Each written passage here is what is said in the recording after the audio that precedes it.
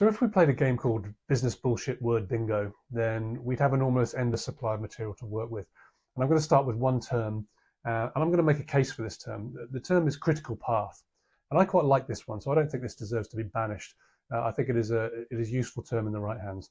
So critical path is pretty widely understood, but what it basically means is a series of activities and tasks which take you from where you are to an aspirational goal in the future.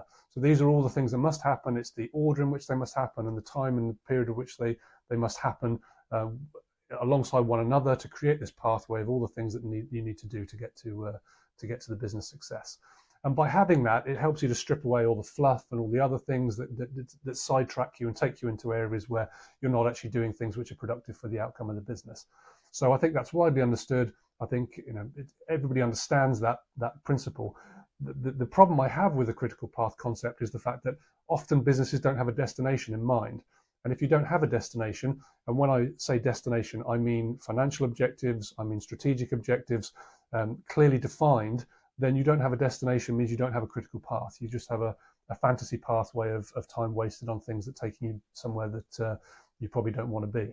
So if you want to include the term critical path in your business vernacular, then by all means do it. But I would say make sure you have a very clear destination in mind. And in my experience as well, you can get off this critical path very easily and get dragged into meetings and dragged into activities and dragged into social media and all sorts of other things which don't necessarily contribute to the result. So it's the sort of thing you have to revisit on a daily basis.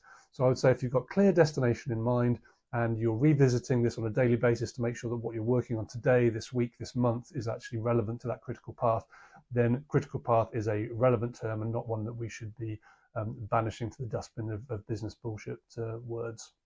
Just my thoughts.